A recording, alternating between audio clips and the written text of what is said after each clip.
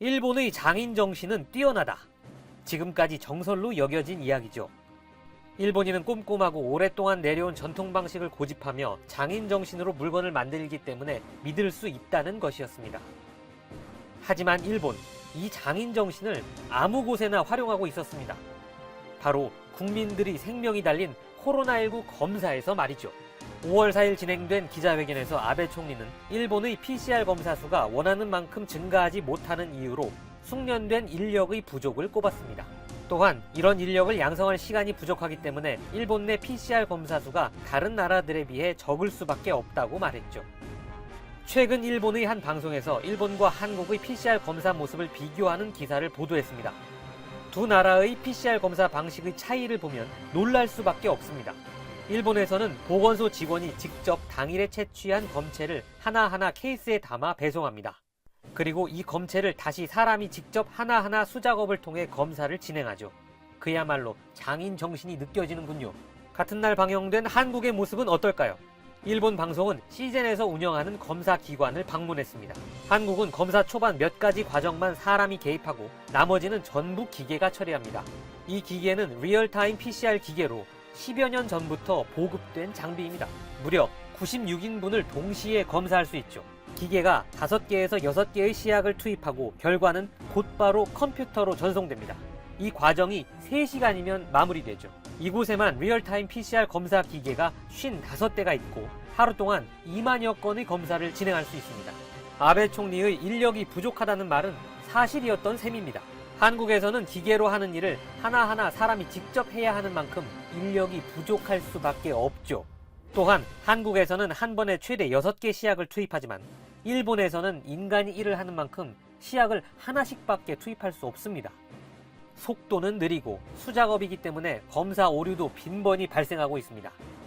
일본에서 확진자 수가 늘지 않는 것은 모두 전문 인력이 부족했기 때문이었던 셈입니다. 사실 일본에도 이 장비가 없는 것은 아닙니다. 하지만 일본에서는 이 장비를 사용하지 않고 있습니다. 그 이유는 일본 정부를 제외하곤 아무도 모릅니다. 다만 일본의 극우 성향 사이트에서 퍼지고 있는 믿음을 보면 추측이 가능합니다. 이들은 한국의 PCR 검사 키트는 정확도가 56%에 불과하다. 한국은 검사를 너무 많이 해서 의료 붕괴가 일어났다. 한국이 성공한 이유는 PCR 검사 때문이 아니라 감시사회를 만들어 통제하고 있기 때문이다 등 가짜 정보를 퍼나르고 있습니다. 채널A가 보도한 가짜뉴스를 기반으로 한국 검사 키트의 불량률은 70%에서 80%에 달한다는 정보를 주장하고 있고 중앙일보의 보도를 가져와 메릴랜드에 수출한 키트가 FDA 승인이 나지 않아서 사용하지 못하고 있다는 등 가짜 정보를 열심히 퍼뜨리고 있습니다. 이 같은 일부 한국 언론의 보도를 근거해 한국의 방식은 믿을 수 없고 일본 장인 정신을 발휘해야 하는 검사가 더 정확하고 더 믿을 수 있다고 생각하기 때문은 아닐까 싶습니다. 일본이 장인 정신을 발휘해 한 땀 한 땀 코로나19 검사를 하고 있는 동안 한국에서는 더 많은 기술이 개발되고 있습니다. 시젠은 5월 5일 S유전자 분석을 추가한 진단시약을 통해 분석 범위를 넓혔다고 밝혔습니다. 식품의약품안전처는 5일 시젠이 코로나19 분석 유전자를 기종 3종에서 4종까지 한 번에 확인할 수 있는 진단시약의 수출용 허가를 받았다고 밝혔습니다. 이는 코로나19 변종 바이러스 출현을 대비한 것으로 코로나19와의 싸움에서 한국 기업의 뛰어남을 보여주는 사례입니다. 시젠은 이탈리아, 스페인, 독일 등 60개국에 1000만 개 이상의 테스트 키트를 판매했으며 주당 300만 개의 키트를 생산할 수 있는 시스템을 갖췄습니다. 이를 위해 시젠은 정규 채용 인원을 180명으로 늘렸고 220명의 단기 계약직을 추가 채용한다고 밝혔죠. 시젠은 수익이 발생하고 있는 만큼 젊은이들이 도전과 꿈을 응원하기 위해서 단기 계약자들에게 정규직 수준의 대우를 제공할 예정이라고 밝혔습니다. 이 외에 SK바이오팜, 수젠텍 등이 지난해 대비 정규직 채용 규모를 늘리는 등 적극적인 움직임을 보이고 있습니다. 시젠은 검사 키트 외에 자동 검사 시스템도 제공하고 있습니다. 또 시젠 의료재단과 협업해 검사 장비 및 관련 전문 인력 등이 부족한 국가들에게 지원을 하고 있죠. 추가적으로 검사 능력이 부족한 나라에서는 직접 검체를 수송해와 대신 검사를 진행 중이며 하루 최대 15,000여 건을 소화하고 있습니다. 한편 시젠 관계자에 따르면 일본에서 매일 2-3건의 문의가 오고 있다고 하죠. 하지만 일본 정부는 여전히 공식적인 요청을 하고 있지 않습니다. 장인 정신으로 극복할 수 있다는 믿음이 그들에게 남아있는 것 같습니다. 일본 정부가 코로나19 긴급사태를 한 달 가까이 연장했습니다. 이에 따라 열도에서는 출구가 보이지 않는 사회적 거리두기에 대한 불만과 피로감이 나타나고 있습니다. 사실상 2개월 넘게 사회적 거리두기를 대대적으로 시행했지만 유전자 증폭검사 부족과 확진자 이동 경로 파악 부실 등으로 방역이 제대로 효과를 내지 못한 가운데 긴급사태만 연장해 사회적 부담이 커진 상황입니다. 그런데 긴급사태 연장을 발표하면서도 해제의 기준조차 명확하게 제시하지 않아 이에 대한 비판이나 불만 기류가 일본 주요 언론 보도에서 감지되고 있습니다. 아사히 신문은 자영업자로부터 해제를 요구하는 목소리가 나오고 세간에서는 자숙에 대한 피로가 확산하고 있다라며 어떤 조건을 충족해야 어떤 사회활동을 재개할 수 있는지 객관적 지표를 제시하면 좋겠다라고 5일 지적했습니다. 요미우리 신문은 일본보다 사망자가 많은 구미에서도 엄격한 외출 제한으로 신규 감염자가 충분히 줄었다라며 어떻게 되면 해제 가능한지 구체적인 목표를 보여주면 좋겠다라고 말했습니다. 니혼게이자이 신문은 아날로그 행정, 멀어지는 출구라는 제목의 칼럼에서 한국과 대만이 코로나19를 억제하는 데 성공한 핵심적인 이유는 빅데이터나 스마트폰의 적극적인 활용이라며 반면 일본의 대책은 아날로그라고 꼬집었습니다. 지방자치단체들도 불만을 드러냈습니다. 교도통신에 따르면 일본의 47개 도도부현 지사로 이뤄진 전국지사회는 5일 니시무라 야스토시 일본 경제재생상에게 긴급사태 선언을 해제하는 기준이나 긴급사태 종료를 향한 길 등 출구 전략을 제시하라고 요구했습니다. 니시무라 경제재생상은 이달 14일과 21일에 각 도도부현의 신규 감염자 감소폭이나 의료체제 등 상황을 보고 판단할 것이라고 설명했습니다. 그는 일정 수의 검사가 해제의 전제가 된다라며 전국에서 PCR 검사를 늘릴 필요가 있다는 점을 강조했습니다. 하지만 니시무라 경제재생상 역시 신규 감염자 수가 어느 정도가 되어야 해제 가능한지 등 구체적인 기준을 제시하지는 않았습니다. 이런 가운데 오사카부는 이날 열린 코로나19 대책본부 회의에서 주민에 대한 외출 자제 요청이나 기업 등에 대한 휴업 요청을 단계적으로 해제하는 독자 기준을 결정했습니다. 오사카부는 감염 경로가 파악되지 않은 사람 수 10명 미만, PCR 검사에서 양성이 나오는 비율 7% 미만, 중증 환자의 병상 사용률 60% 미만 등 3가지를 감염 상황을 파악하는 지표로 설정해 이 상태가 일주일간 이어지는 것을 해제 기준으로 제시했습니다. 이는 아베 정부가 기준을 제시하지 못하고 답답한 행정이 이어지자 지자체가 개별 행동에 나선 것입니다. 한편 코로나19 확산을 막기 위해 유전자 증폭 검사를 늘려야 한다는 전 도쿄도지사와 경제재생상의 주장이 일본 네티즌들로부터 비난을 받는 기현상이 일어나고 있습니다. 일본 네티즌들은 PCR 검사를 늘려 지금이라도 조기에 환자를 발견해야 한다는 주장을 반대하고 있는 것입니다. 그 이유가 더 황당합니다. 코로나19 희생자가 적은 일본에는 광범위한 검사가 필요치 않다고 주장하고 있는 것입니다.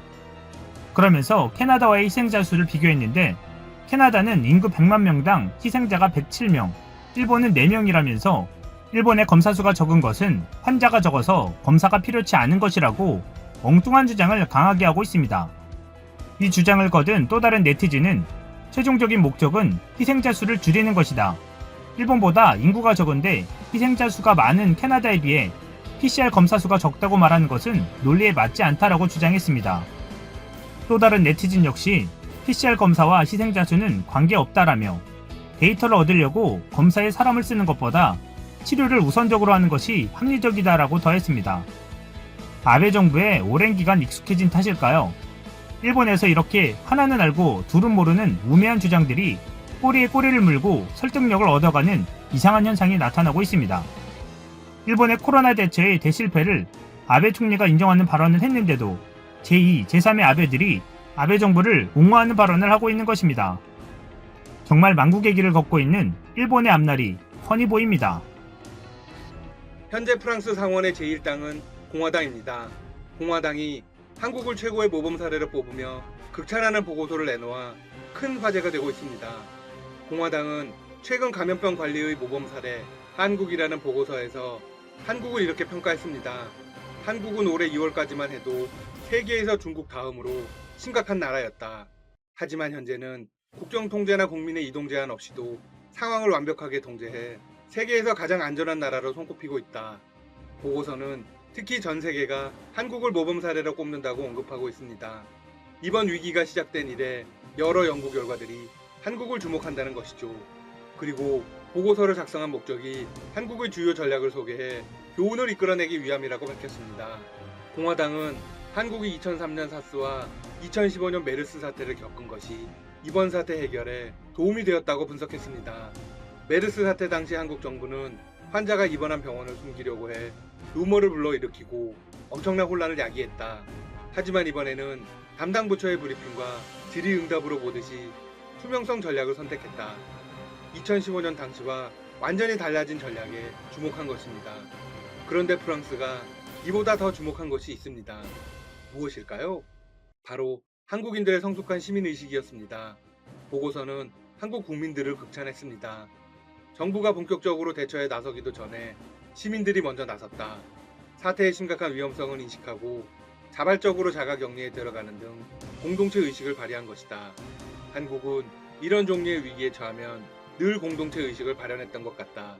정부의 대책이 제대로 작동할 수 있었던 것도 시민들의 공동체 정신에 기인한다. 이 정도면 거의 극찬 수준입니다. 한국 국민들의 공동체 의식을 세계 최고로 인정한 것이나 마찬가지입니다. 전 세계에서 시민들이 먼저 움직인 사례는 한국이 처음일 테니까요. 게다가 현재 한국이 상황을 가장 잘 대처하고 있습니다. 프랑스 보고서가 마지막으로 주목한 점은 IT 기술입니다. 보고서는 한국이 세계에서 가장 정보망 구축이 잘 되었다고 언급했습니다. 한국은 전 국민의 97%가 4G, 5G망으로 연결되어 있다. 사태 초기에 모든 빅데이터를 개방해 관련 시스템이나 앱 개발을 이끌었다. 보고서는 한국의 스마트폰 기반 기술에 많은 분량을 할애했습니다. 사실 프랑스는 크게 비판했었습니다. 한국의 대체 방식이 인권 침해의 요소가 크다고 지적한 것이죠. 하지만 이번 보고서에는 전혀 다른 해석을 내놓았습니다.